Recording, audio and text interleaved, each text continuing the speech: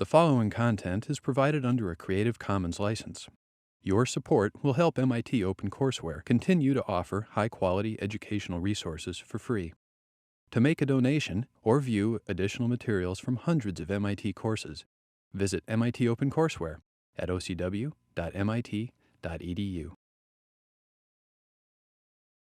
So when we talked about learning, we said that everything we know comes from learning except that which is given to us by our genes. Our knowledge of how to walk around in the world, to read, to think, to talk, to feel, the values we have, the hopes we have, the fears we have, they're all learned through experience. And then we talked about another approach to thinking about how we learn things through memory. And today I'm going to talk about what we understand to be the brain organization of human memory.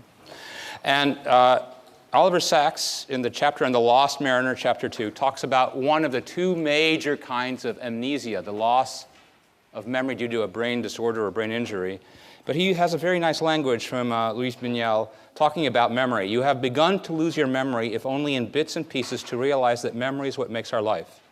Life without memory is no life at all. Our memories are coherence, our reason, our feeling, even our action. Without it, we are nothing. I can only wait for the final amnesia, the one that erases an entire life as it did my mother's, right? So our memories of our lives, what we've done, where we've been, what mattered to us, that's a huge piece of who we are. And he runs into a patient who came into the hospital early in 1975 with a note saying, helpless, demented, confused, and disoriented. He had what we call clinically Korsakoff's syndrome. See, these are individuals who have severe alcoholism for many years, and a subset of those people develop a severe memory disorder like this man. He's 49 years old. He tells Sacks about his life, details of his life going into World War II, that he worked on a submarine and so on. And Sacks has a full and interesting life, remembered visually in detail, but for some reason his memories stop around World War II. Then he asked him, what year is it? Remember, the year is 1975. And he says, it's 1945. What do you mean? We've won the war. FDR, Franklin Delano Roosevelt, is dead. Truman's at the helm. These are great times ahead. And Jimmy, how old would you be? He stopped and he said, well, I guess I'm 19. That would have been his age, 20 years ago, right? 30 years ago. So, he's stuck in time. He thinks it's historically a while ago. He has a completely wrong age. And Sacks takes out a mirror and throws it at him and says, what happened? And he says, Jesus Christ, what's going on? What happened? Is this a nightmare? Am I crazy? Is this a joke? So it's as if he's lost the last 30 years of his life, and he's living as if it were 30 years ago. And then when he walks back in, he's hardly recognized. Sacks is hardly recognized by the person. On intelligence, he shows excellent ability. But his memory is very quickly, he forgets things. What is this? I asked him, showing a photo in the magazine I was holding. It's the moon. No, it's not. If it's a picture of the Earth taken from the moon. I mean, don't forget, 1945, nobody imagined that we would be sending up people to the moon, right? And taking pictures from the moon of the Earth. You're used to it. It's nothing to you. No, it's not. It's a picture of the Earth taken from the moon. Doc, you're kidding. Somebody would have to get a camera up there naturally. Hell, you're joking. How would you know that? So he has, has lost the last 30 years of his life for all practical purposes, despite normal intelligence and normal thought. So we're going to talk more about how this occurs in other patients, and more generally, how the brain supports your ability to learn things. So here's this remarkable brain, right? And in one sense, you could say it's almost all there to absorb things in life, right? You have very small insects that can do a lot with the genes are given. We have big brains to sort of learn the life we lead. And I'm going to come back at the end to this metaphor with the idea that in many ways, your brain as you sit there right now, or any healthy brain, is kind of like a symphony orchestra that has many specialized instruments for learning different kinds of things. And you feel like a unified whole, and you are, and these instruments interact with each other. But just like a symphony orchestra, together they make a sound. So imagine you're a Martian who lands outside a symphony hall, and you hear a symphony playing, something beautiful that sounds really interesting. If you're a Martian on the outside of the symphony hall, how many instruments are you guessing? How many things might you guess are making that sound? Would you have any idea? one big one, two big ones, 50. It'd be very hard to guess. And it's only been in the last 20 years or so that we had some real clarification on the instruments of learning in our brains. So I'm going to talk about three things today: anterograde amnesia, the loss of the ability to form new memories; retrograde amnesia, the loss of memories you already had; and an idea of memory systems, this idea that each of us has a symphony of learning instruments in our brain that empowers us to learn different kinds of things. So anterograde amnesia is, again, the inability to remember new information. And people mostly talk about two kinds, but as you see, they're most of life, okay? Not all of it, we'll talk about that, but a lot of it, such as events you experience or facts you encounter. So think about this. All the events you've remembered from your entire life, all the facts you've ever learned in school, at home, on the computer, that's a huge amount of what you know. And a patient like we just described, or the patients I'll describe in a moment, lose the ability to remember any event from the day they become amnesic or remember much in the way of new information of any kind in terms of facts of the world. So in what sense is memory in the brain distributed or localized? In what sense is it in one place or many places? And this has been a sort of a central debate, as in all of neuroscience, but in memory too.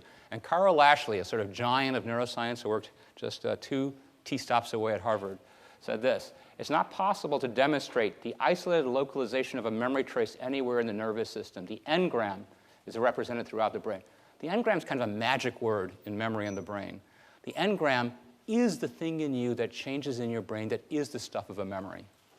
If you learn today that there's more terrible news in Japan with the nuclear reactors, and you remember that because it matters to you, because you care about the people in that, there's a physical change in your brain that is the memory. If you remember what I'm saying now for more than a few moments, that is a physical change in your brain. So all of us in neuroscience are amazed by that. How can we physically change the brain to be the biological record of a memory that we can keep and use in the future?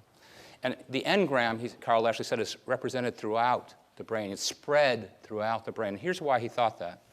So he was working with rats, and they ran a maze, right? And you saw how quickly you learn the maze to go from start to finish to get the food if you're a rat. And here's what he found, and the results won't amaze you to start with, okay? So what he did is he made, this is the number of errors during learning, so it's good to be low, and this is how much neocortex they took out, ranging from 10% to 80%. And he discovered that the more neocortex you took out, the worse learner you were. Now, if that didn't happen in some broad sense, we'd say, well, what part of us is learning it, right? You take out more brain, you're less of a good reader, right? 10% out, 10% bad memory. 50% of the brain out, 50% bad memory. 80% of the brain out, 80% bad memory, right? Okay, that makes sense. But what he was really impressed by is it didn't seem to him to matter where he took the brain out of the rat. It just didn't matter. It's just the percent that he took out. Whatever percent he took out is how bad a learner you were. And we'll come back to that, but that's why he said it must be spread everywhere, because wherever I take out brain, part of the memory is weakened or disappears. And sometimes people call that mass action for a distributed memory that's spread throughout the brain in this mass way. It's as if it were just spread all over the place.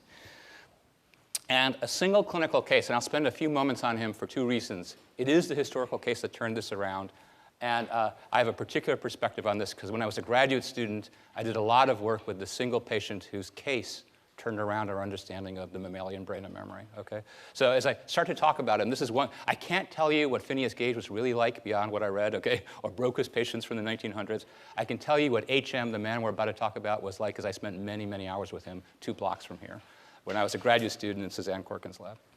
So the structure we'll focus on is something called the hippocampus. It looks sort of big in the picture, and it's about the size of about 2/3 of your thumb, one on the left and one on the right, in the insides or the medial part of the temporal lobes. Pretty small percentage of the brain. And you can see it, it's located here it is sort of drawn out. And here's the story of this man. He died a couple years ago. There's lots of plays and movies and books in the works, okay? I can also tell you that when I was a graduate student here, my fellow graduate students would say, tell us who H.M., what does his initials really stand for? As if it really mattered particularly, But I felt really privileged to have the secret knowledge of what his name was. When he died, they published it. Everybody knows now, so my secret is out. But, or our secret is out. But he was born in 1926. At age 16, he had his first major epileptic seizure. By age 27, he was having many, many seizures a day. You can have petit mal seizures where you tune out from the world. You can have grand mal seizures that lead to physical convulsions. By age 27, the medications were not helping him in 1953 very much that were available. And he was just sitting in his house just waiting for the next seizure, basically. That was his life. He was a man of normal intelligence and sort of fairly typical average background, nothing remarkable. And in order to treat the epilepsy, William Scoville, the surgeon, resected or took out surgically the tissue. Here's his cartoon of what he took out, the hippocampus, also the amygdala just in front of it, also tissue that surrounds it. And the reason he took it out is the single most likely place where epileptic seizures start is the hippocampus. It's kind of a signal in many ways that the hippocampus does something very dangerous. It's operating in some sort of fast speed lane of neurobiology. It's a very sensitive part of the brain for lack of oxygen, for diseases. We'll talk about Alzheimer's disease. It's a very vulnerable part of the brain, but it does something magical and essential for memory. And so they couldn't locate where the seizures were starting very well from him in ways they typically do. So they said, OK, he has all these seizures. We don't know what to do. Let's take out the left and the right hippocampus and the surrounding tissue. And in terms of seizure control, it was pretty successful. He had to stay on medications from that day till a few years ago when he passed away.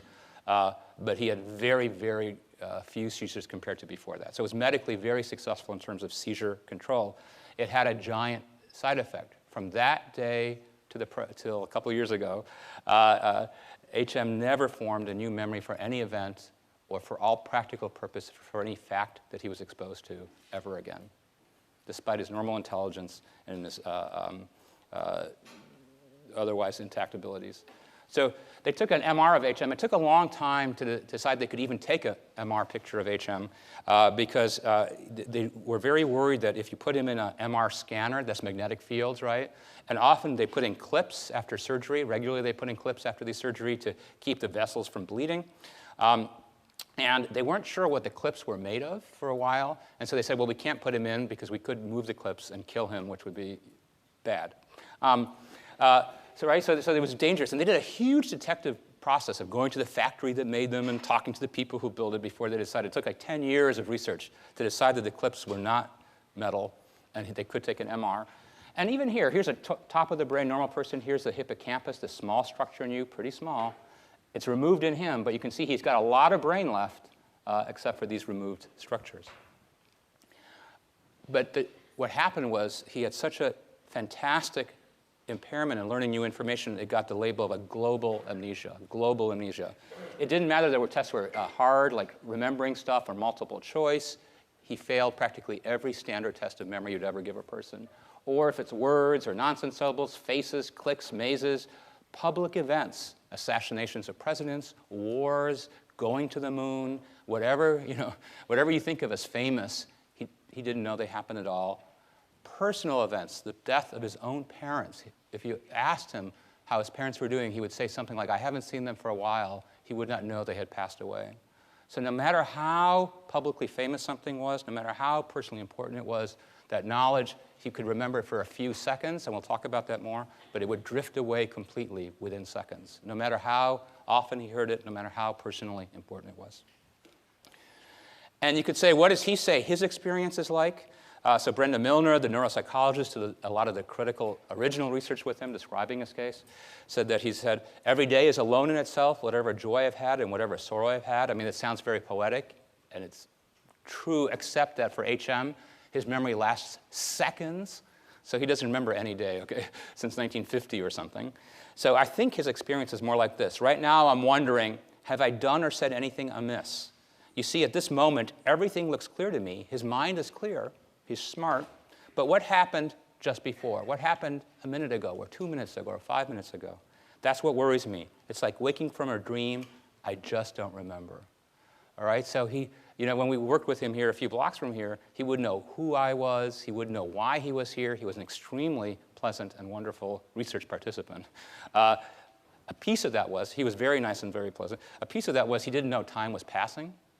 So if any of you are involved in experiments as participants, sometimes people enjoy the experiment for about 5 minutes, but not for the next 55, okay, because we're getting a lot of measurements to get a good measurement. For HM, it was never an hour-long experiment. It was always a minute-and-a-half experiment. So you have to be very careful, not to abuse that situation as a researcher. So here's his name, Henry Molaison.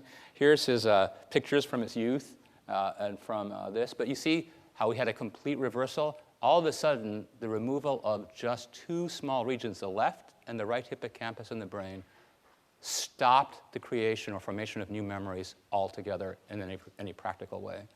So that shows you that memory is not spread throughout the brain in a sort of undifferentiated mass action way, but that particular parts of the brain play very particular roles in how memories are formed, and the hippocampus plays a huge role in that. Can't see it. So they had a big project where they brought him from the nursing home in Connecticut where he was. They drove him by ambulance to Massachusetts General Hospital. They overnight did something like an 8-hour MRI scan on him to have the world's most detailed MRI scan you practically have on anybody. And then they removed his brain and sent it to a laboratory in San Diego, where they took his brain and they sliced it into many, many, many incredibly thin slices that they're going to post on the web. Okay? And on the web for quite a while was the slicing of his brain. He consented to this. It's all this research effort, and finally his brain is a gift to research and understanding the brain and memory.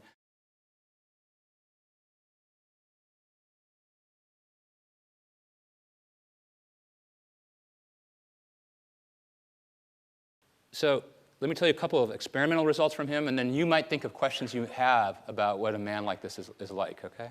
So we've talked about last time about that if you give a list of words to people and you try it yourself, that people remember the first words best, the primacy effect, a long-term memory effect that's not affected by adding a few seconds of delay, and a recency effect, superior memory for the last few words of the list that's strongly affected by adding in just 10 seconds of delay from the last word until you recall. And this is done with other amnesic patients, and not HM, but similar disorder. You can see that their memory is worse overall. They're the dark line. But they have some benefit from the beginning of the list, but it's small. It's not the same as the controls. But they're completely normal for the last 2 or 3 words. So this is what we mean by impaired long-term memory and spared short-term memory. But the short-term memory is just moments, but it's not just an impression you have. It's a scientific experiment you can do. Here's another, we did this last time. We said if you read digits to people and ask them to repeat them back aloud, that we have a limited short-term memory of 7 plus or minus 2. People get to about 7 or 8 typically. So there's a sort of mean test that's given to look at something. So here's what they do. Imagine that you did this test and you were correct for 2 digits, correct for 3, repeating them back after you heard them, 4, 5, 6, 7, you did well. And then you made mistakes at 8, okay, which would be very typical for a human, right?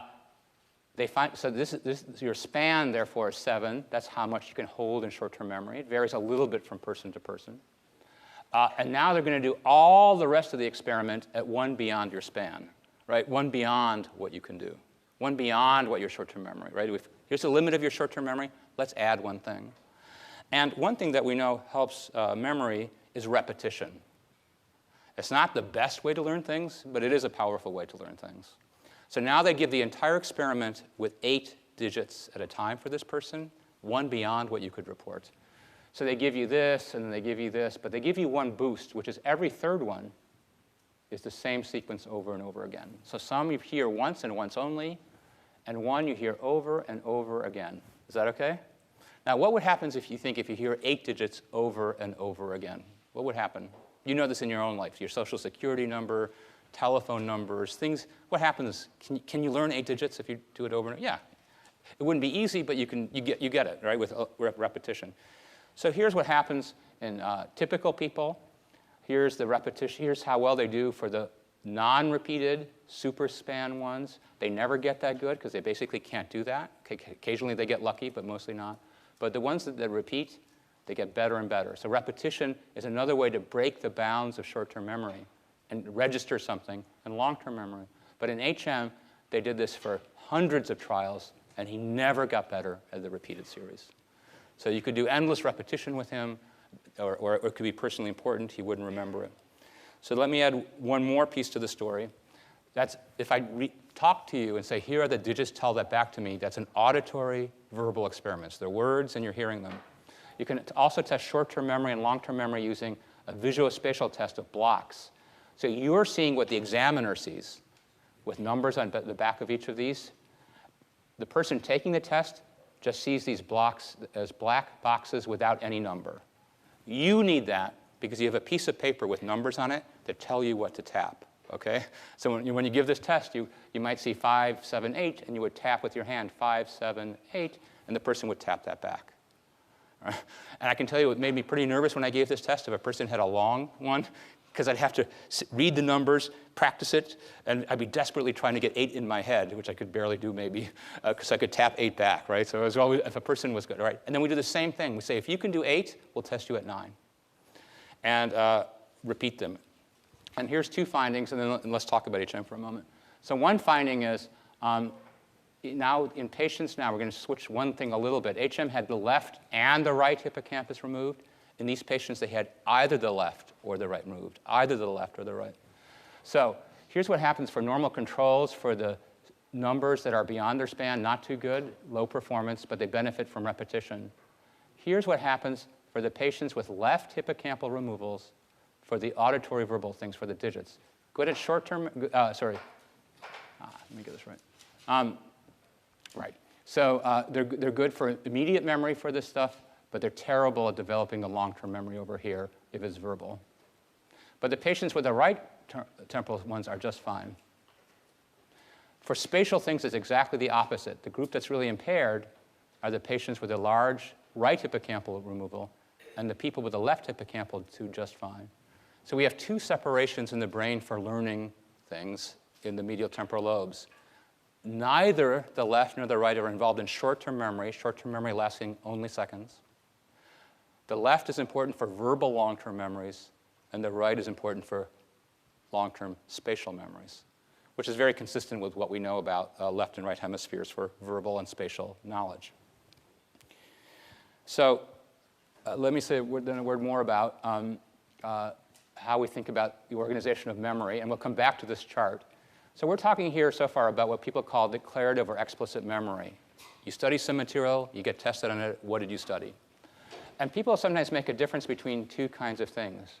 So episodic memory might be if I ask you, okay, I need a volunteer in your seat. It's really easy, this one.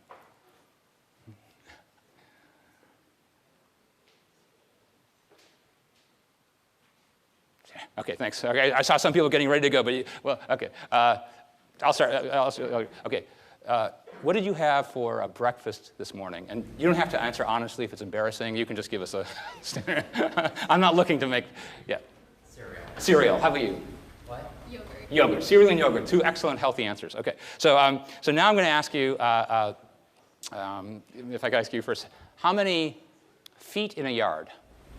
3. Excellent, right? Okay. So, and I'm going to ask you, when and where did you learn that? Okay. And you might go, you might go, I don't know. I just learned it, right? Or if I ask you, capital of France? Paris. Excellent answer. And when was the shocking moment when this was revealed to you? When you say, I'll never trust the world again, you know? Yes.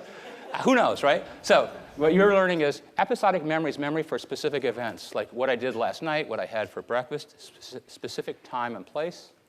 Semantic memory is what we could call generic memory. We know lots of things about the world, but we might not know when or where we learned it. Is that okay? So that's a distinction psychologists find useful to think about. So how about in HM? We said he can't remember digits or faces or things like that. How about generic memory? So here's an experiment that I was involved in where we said, because there were some debates about this at the time, so we gave HM a multiple choice test where we saw words or phrases that entered the language after the onset of his amnesia. Okay, so we thought he wouldn't learn them, but we didn't know for sure. from just everyday experience. And by the way, I should tell you, he watched tons of television, okay? What his experience was like watching television is an interesting question. You should be thinking now about questions you want to ask about HM in a moment. I'll come back to that. But look at, so he has 4 choices for the word amniocentesis, including the correct one, but he picks an infectious inflammatory disease of the intestine. Apartheid, in front of him is the correct answer. 2 other answers, and he picks the separation of young cows that have not yet given birth to calves. Boat people, people who cater bon voyage parties, which is completely the wrong. Spirit, brainwash, the fluid that surrounds and bathes the brain. Granola, a portable keyboard wind instrument. Software, expensive clothing made of a soft-wove fabric. What's going on with him? Are these like crazy, weird answers? Or how would you, what do we think is going on with him? Why is he picking these? The other one is right in front of him. What's he doing? Yeah, he's doing what teachers teach you in school, take apart the word into its parts, right? So he goes, software, soft clothes that you wear. I mean, but what does that mean? He's missed in every sense the advent of computers and software in the world, okay? The idea, the concept, the words, it's as if it didn't exist because in 1953, although software existed, it wasn't a very popular concept, right? Most people didn't know about the concept of that. 1953, the way we looked at these were not words that were in the dictionary in the 1950s. So, so now, what would you like to know about a man like HM? Yeah? So, like, obviously you couldn't remember something that happened like 2 hours ago, but if you're having a conversation with him, would he not remember what you guys were talking about, or could he remember, like, the context of the conversation? Right, so you're saying he wouldn't remember something 2 days ago, but you're talking with him. What's that like, right? So let me give you one experimental thing and then the next experiment. So one experiment they did is they left him with something like 6 numbers, okay, well within the span, and said, remember these numbers. And it could be, you know, 1, 2, 3, 4, 5, 6. Well, that wouldn't work so well.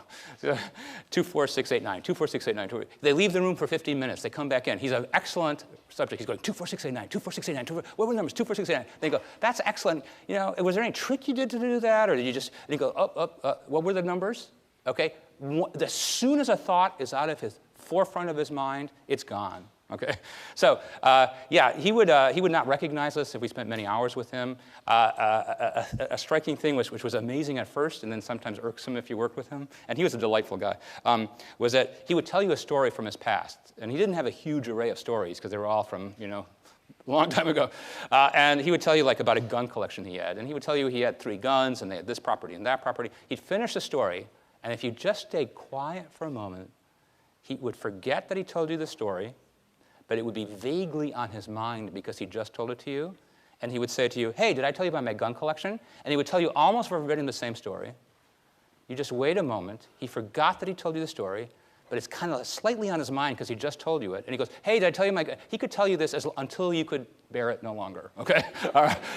So it was kind of amazing how short his short-term memory was. You know, without this part of the brain, it's just a few seconds.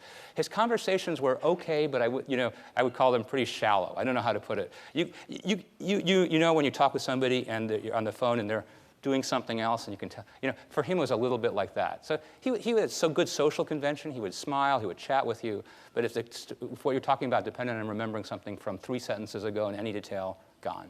Okay, just seconds, unless he's practicing without doing anything else. Yeah?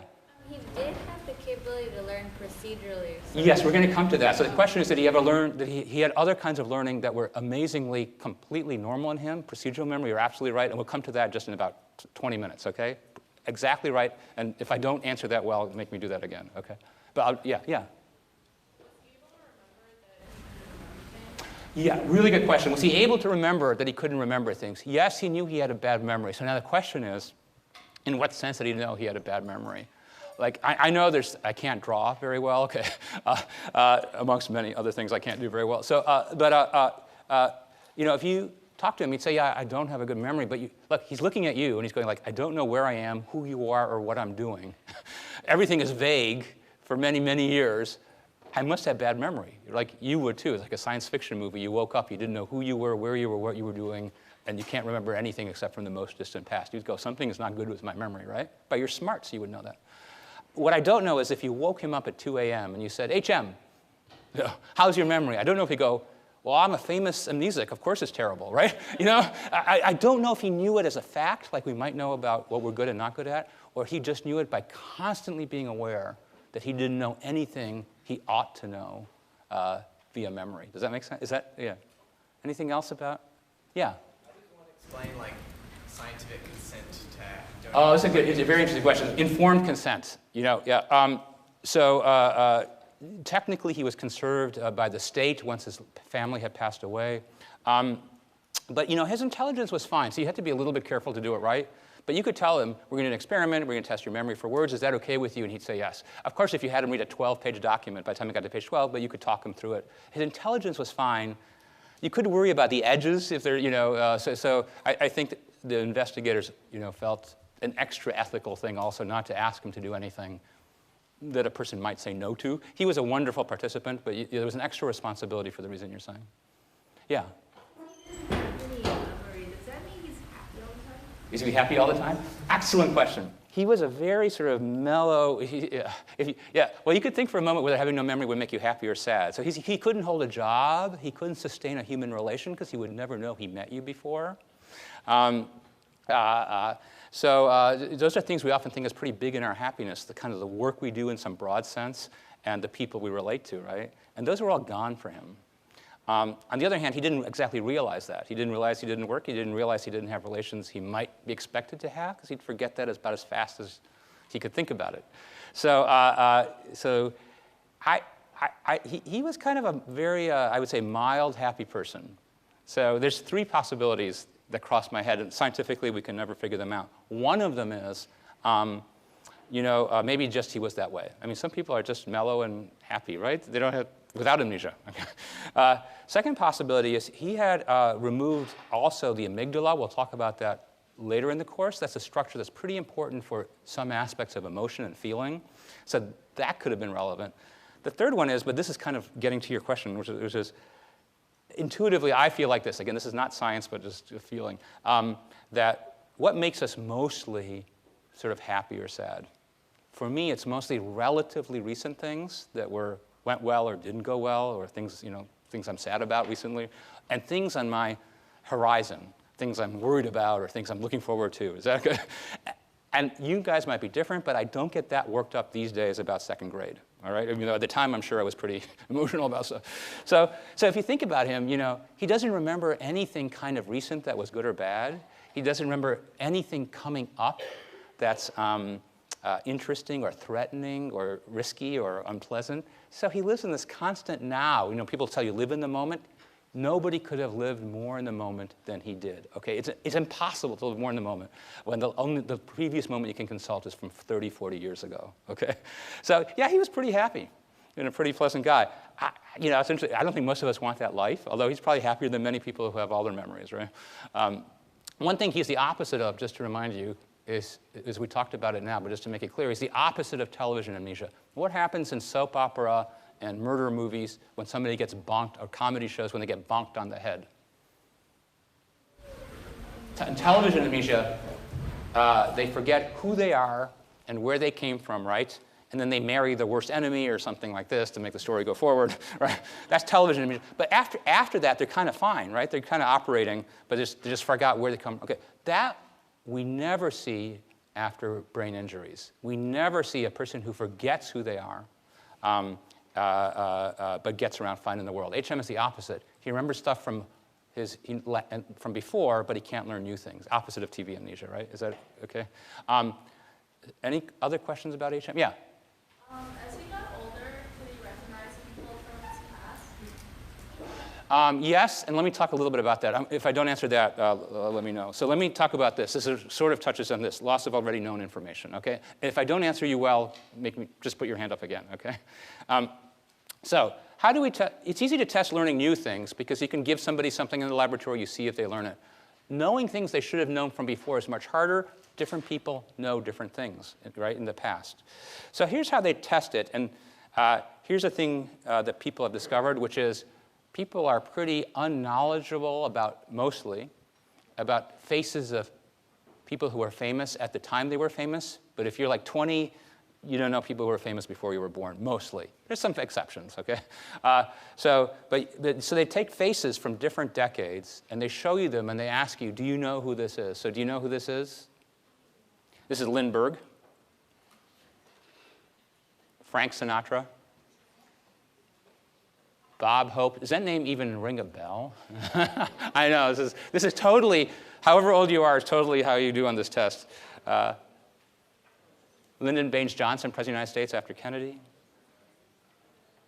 Douglas MacArthur, the general. This you might. Richard Nixon. McCarthy, like, as in McCarthyism. Golda Meir. Elvis. Okay. Okay, now. If you pretend you became amnesic, pretend you're old enough to become amnesic in 1990. This gives you a feeling. Would you know this face if you're in 1990? Let's make 1980. Let's make it simple. 1980? No. Okay. Would you know this face? No. No, okay. But you know them now. Okay. So that tells you that you can put names to decades, faces to decades roughly. You know, 1980. Only Barack Obama's family knew Barack Obama's face, right? Now we all do. So, okay. So temporally limited retrograde amnesia. So this is how well you do. Higher is better, and decades, right? So 1960, here's HM. So here's faces that were famous in the 20s, 30s, and 40s before he became amnesic, and he's pretty normal. These are public faces, and then he's terrible for the 50s and 60s after his amnesia. So his memory for faces from the past is pretty normal. His memory for faces from the onset of his amnesia forward is terrible. Is that okay? Does that answer your question reasonably? Okay.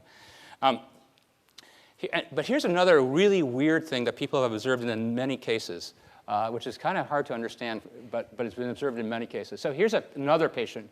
He was a bus driver in Washington, D.C. He moved to work in a drugstore in Boston, then a mattress factory in Boston. Then he was hospitalized at the Boston VA in November 1965 with a huge hematoma on the right temporal parietal, big bleeding, and he was pretty aphasic and stuporous. He couldn't answer questions. In a month, his digit span and short-term memory returns. He states the date as approximately something like September 1965. He has a severe interrogative amnesia. For example, he fails to learn the names of the nurses he sees every day. But when asked, this is the striking thing. He says, interrogative, when asked, where do you live? He says, I live in Washington with certainty, as if he lost all these memories from before. By March, he starts to learn the nurse's name. He's recovering his memory capacity. He couldn't remember that he moved to Boston, but he doesn't fight the idea that he lives in Boston. Then he remembers he worked at a drugstore. Then he remembers that he worked at a mattress factory. And by the time he's discharged, it's only the last 24 hours before he went into the hospital that he's lost. So two things. There's a coupling between the anterograde amnesia and the retrograde amnesia. He can't learn new things, but he lost old things. And as the anterograde amnesia resolves, the retrograde amnesia resolves in some sense in temporal order. It's really odd, but it's been observed many times. So there is some link between what the hippocampus does and memory for the past. Now, in some ways, it's really hard to study these things in detail in a patient like HM, but in some other patients give us another perspective, although every one of these examples is not quite perfect. Here's patients who undergo treatment for depression with electroconvulsive therapy. And appropriately, in movies like One Flew Over the Cuckoo's Nest, wrongly used electroconvulsive therapy is wrong. For some patients with severe depression who fail to respond to medications and who have suicidal ideation, who literally attempt to take their lives or talk a lot about it in a believable way to family and physician, electroconvulsive therapy can be very helpful. It's a hard choice to make and a complicated one. Here's what happens. Patients typically go in, it varies, but they go in for the electroconvulsive therapy. And nowadays it's done typically only in the right hemisphere. In this study done some years ago, around 1972, it was bilateral. They put electrodes on both sides of the brain. They pass current, and they induce a seizure. And they do that something like every second day for about 10 days. It's a very aggressive form of treatment, certainly. But for some patients, the depression just lifts, and they're no longer talking about taking their lives. So for some people, it seems to work when other things don't. During the course of the treatment, these patients develop an anterograde amnesia. They become HM-like. While they're in the hospital, they become HM-like. They can't learn new things. They forget the nurses. You can test them formally. And so Larry Squire did the following experiment with these kinds of patients. So we don't know that it's the hippocampus that's the critical thing in these patients, but it look a lot like HM. And we know that the hippocampus has a low seizure threshold. That's why it occurs so often as the locus of epilepsy. So what they did is they took television shows. Now, this is another world than you can possibly imagine. I grew up in a world where there were basically 3 television stations. And you're feeling sad for me already. Right? And so everybody knew what was on those 3 television stations. Right? But they took shows that weren't very successful, that were on for 1 season only. Okay? So they weren't super popular, but a lot of people saw them. And there were only 3 television networks and stations. So what they did is they tested them on these events or other things like that before they had ECT. So this is their knowledge before they had ECT. Of course, they remember recent things, 1971, better than stuff from years ago, okay, like we all do. But the striking thing is when these patients got ECT during the course of their amnesia, they only lost memory for TV shows from the last 2 years. They didn't lose this memory. These are the very same patients before they got ECT and while they're getting ECT. They lose memory only for the last 2 years of TV shows and not all the other ones. Or same thing you can do with famous public events. So this is what people call a temporally limited retrograde amnesia. It goes back for some years of knowledge you already had. And here's the amazing thing. When these patients go home, their memory largely comes back, and so does their knowledge of the TV shows. It's as if it's in their brain. They don't have access to it for the last 2 years of information, but it's still sitting there, and they regain that access. 2 more examples on this. So here's an example. Because with humans, it's always tough, so they did the same thing with monkeys. With monkeys, they could create a surgical lesion like HM and train them on material. They knew exactly what they learned. Here's they had the surgery, either 2, 4, 8, or 12, or 8, 16 weeks. And you can see the monkeys with the hippocampal damage were performing poorly if they learned the material 2 or 4 weeks ago, but not 8 or 16 weeks ago. Again, a temporally limited retrograde amnesia. So we're getting the idea that the hippocampus is important not only for forming new memories, but, and this is kind of wild, it's still important for you to remember stuff from a week ago, a month ago, and a couple of years ago. And it takes years for your memory to become independent, or what people call consolidated, so that it no longer depends upon the hippocampus. All right? So the hippocampus both is required to form a new memory, and it seems like it's necessary to remember that memory from months to years before that memory becomes independent of the hippocampus. So right now in you, it's as if you had a neurochemistry team finishing your memories from the end of 8th grade. Okay, we're done. We're moving on to 9th grade, okay? Because it takes years for your hippocampus to no longer be required to get those memories that you acquired years ago. And the same thing, they did these famous faces, like the ones I showed you before, so they had to be somewhat older people. Here's activation in the 1990s. If they were looking at famous faces and the experiment was done in the late 1990s, so recent faces, hippocampus turned on, but not for the 80s, 70s, or 60s, or 50s, or 40s. Again, as if the hippocampus were required to retrieve memories that's in the rest of your brain for some time period, but then after much time passes, it's no longer required. So this just summarizes those things. So now, Tyler, if we could do the film. So we're going to show you an amnesic patient. Most amnesic patients are like this man, very intelligent, very verbal, not dramatic, but with terribly impaired memory.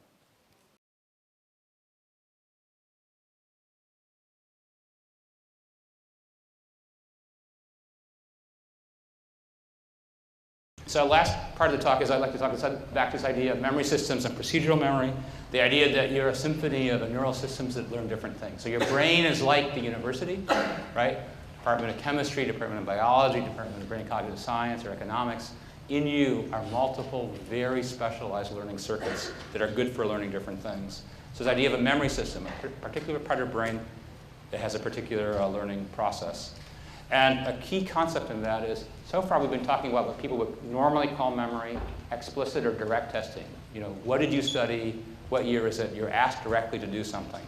But another way to show memory and learning is through changes in performance with practice.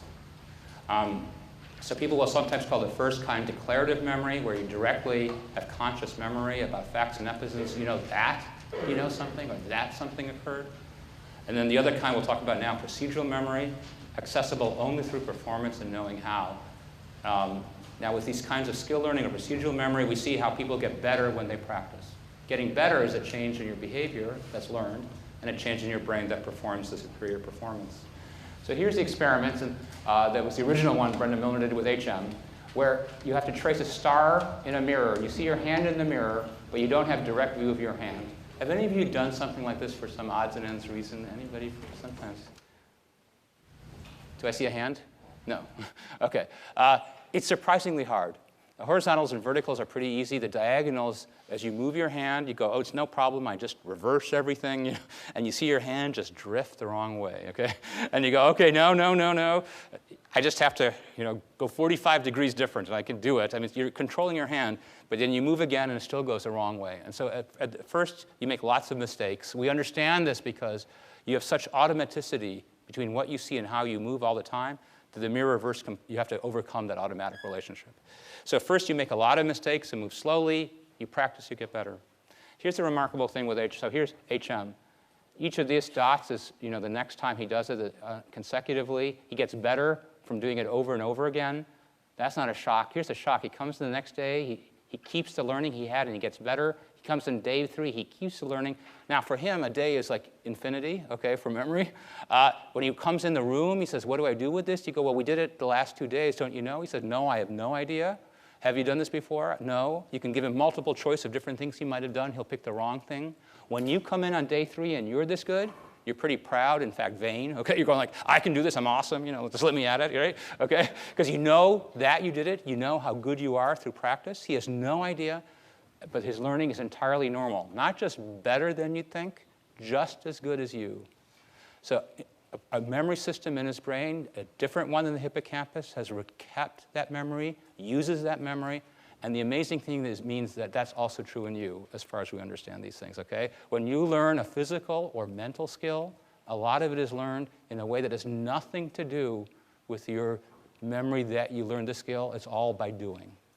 And it doesn't depend on the hippocampus. And some years later, I sort of did this again a little bit. Here's his performance. First, second, third day, a week later, 2 weeks later, and a year later. Complete retention for a man who can forget within moments, a year later, a skill he forgets that he did it ever within moments. So another kind of task that people do, same idea, a motor skill you can use is called rotary pursuit. There's a disc like this that revolves around a platter that turns pretty fast. Your job is to maintain contact between, this was sort of sad before video games, right? This is about as interesting as 1940s games got, okay? It is whizzed around, and it's fast enough that it's not easy to do, and at first your hand goes off it, but with practice you get really good at revolving with the rotating disc. And HM and patients like him learned that very well, another motor skill. So who's bad at learning this? Which part of the brain is your instrument for learning skills through practice? So our best evidence comes from patients with a very difficult disease called Huntington's disease. That's a genetic rare disease. Its onset is in the 30s or 40s. These patients get severe motor problems and movement problems. Then over time, cognitive ones and psychiatric ones. There's no treatment for it. So this is the caudate withering away in a patient with Huntington's disease compared to a healthy person's post-mortem. Or if you look at an MRI, here's your basal ganglia. Here's the withered away basal ganglia in the patients with Huntington's disease. And there's a brief, can we do, Tyler, there's a brief video of a patient with early stage Huntington's disease.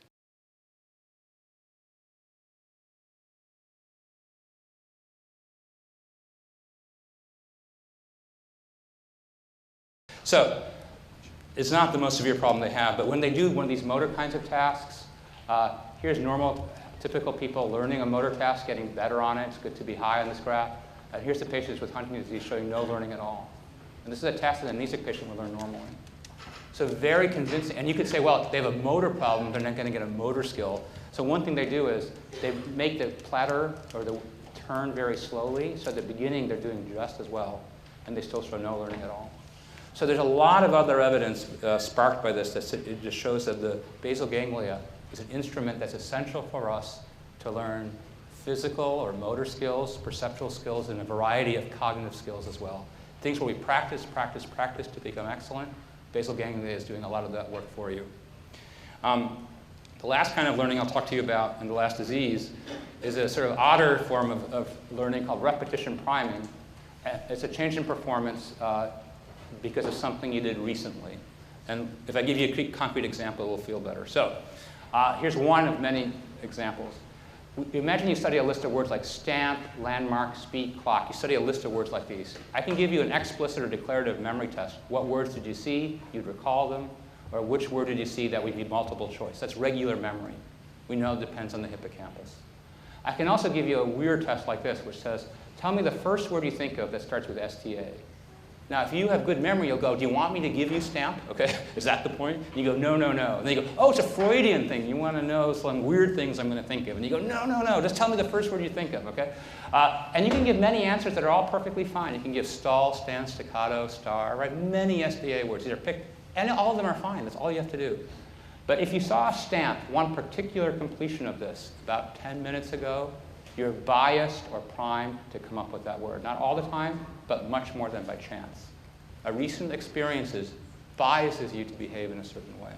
And here's the remarkable thing. When you do this experiment with HM, if you had just had the list of words and you wait about 20 seconds, here's your recall. Now you're not surprised that recall from a healthy person is about 7 words, right? You tried that yourself. HM, sadly, has no score because he always goes like, what list, okay? So no recall. Multiple choice recognition, where there were 3 choices. Here's typical people, HM, about chance. The probability above chance that you give stamp as the completion to STA if you saw stamp.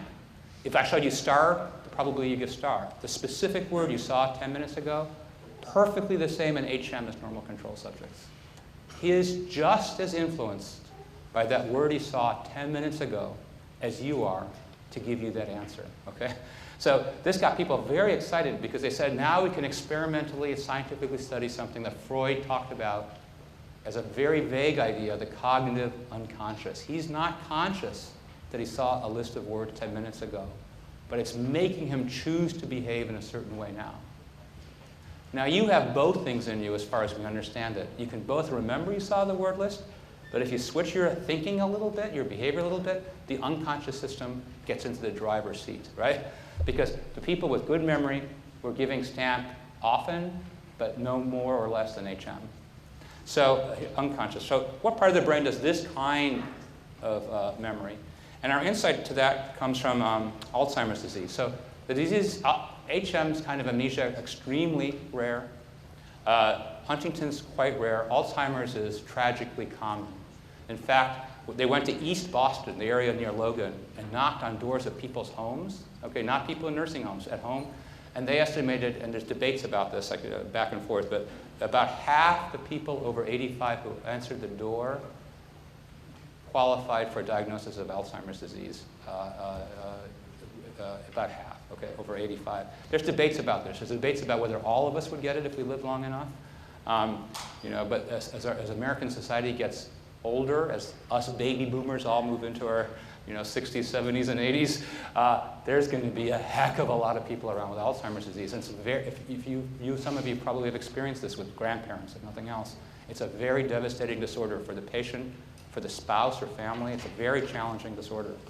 So what is Alzheimer's disease? Well, behaviorally, it's an insidious and progressive dementia. Dementia means, unlike HM, it's many losses of abilities.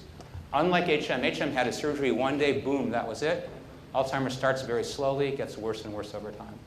The biggest problem early on is memory, the most common problem. But over time, language, thinking, concentration, spatial thinking, sometimes mood and personality, all of these get altered over time. In the brain, when you look at the changes, you see that the changes occur especially in the hippocampal region, so that's why the memory problem is like HM, and also in some other parts of the cortex, but not so much, for example, in basal ganglia that we just spoke about as important for procedural memory. Here's a control brain and an equal-aged Alzheimer's brain. The reason why these gyri, this also have widened, is because of widespread neuronal shrinkage or death. And what's happening inside the brain, when you look at postmortem, there's sort of neurofibrillary tangles and plaques that are associated with the disease. These tangles are something about the cells that have died. The plaques are thought to be maybe part of the process that leads to the disorder, but there's debate about that to this day. And if you look on postmortem where the tangles are, the tangles up here, you can see they're most dense in the hippocampus or near the hippocampus, like HM. And so that's why we think so many patients with Alzheimer's have an HM-like memory problem and then more problems after that. So here's a healthy person, top of the brain. Here's the left and right hippocampus in an 81-year-old. And here, in an 80-year-old Alzheimer's patient, the hippocampus is withered away both sides of the brain bilaterally. So one more brain perspective on this. This is a SPECT scan that just shows you where there's blood flow and metabolism. Top of the brain, bottom of the brain. Here's the insides of the temporal lobes in a healthy elderly adult. Look how much worse. This is HM. He looks pretty good, right? You'd have to look really hard to see that the hippocampus is missing because there's such a small structure. And here's an early stage Alzheimer's patient. Lots of the tissue is there, but a lot of, it's not functioning, because there's so much damage. Here's the medial temporal lobes, but also cortical areas that are compromised. Okay, again, not the biggest problem, but in terms of thinking about different parts of the brain and what parts of the memory they do. So here's here's amnesic patients, including HM, Alzheimer's patients in green and controls. So recall of the list, what words were on the list? Explicit memory, bad in the two patient groups. Recognition, pretty poor. Word stem completion, the kind of thing that we said is completely normal in HM, that's impaired in Alzheimer's disease. So we think that kind of priming depends on the neocortex, the part of the brain that's also injured in Alzheimer's, because we know it doesn't depend on the hippocampus, because the patients with hippocampus-only damage are fine. So we end up with a picture like this, of something, a memory system for explicit or declarative memory. From patients with amnesia, we know it depends on the medial temporal lobe, left verbal, right spatial. For skill learning, anything you practice many times to get better at, we know from Huntington's disease that depends on the basal ganglia. For kinds of priming, recent experience, altering something about brain organization, Alzheimer's disease, we know from that it's likely mediated by the neocortex. These are from patient studies, but imaging studies are very well aligned with these things. So we think it's true not only of patients, but of you in terms of the instruments of your brain. So now we have not only episodic memory and semantic memory, we talked about procedural memory, we talked about priming. I didn't talk about conditioning today, but we've talked about that before. So I have two more slides to add on conceptually. So in what sense was Carl Lashley right or wrong when he said memory is all over the brain? Here's how we think about it now. We think he was right that all of your brain is learning. Practically all of your brain is plastic. It changes with experience. But different parts of your brain are learning different things. The basal ganglia is learning how to be skilled at something. The neocortex, how to gain knowledge and shift your representation of knowledge, like in priming. The medial temporal lobe on the left is learning verbal facts. The right is nonverbal facts or spatial facts. So all of your brain is learning, but it's learning different things. And in that sense, we end up with this metaphor that, just like there's a string section, right, and a percussion section or something like that, in you, there's all these different instruments that are highly tuned to, in the way they're organized to learn all the different things you learn. They're all pretty useful instruments to have. And without these patients and in the imaging studies, we wouldn't have known that. You'd be like the Martian, one instrument, 1,000 instruments. Well, we know there's multiple ones, and we know pretty much which structures are essential for them. Thanks.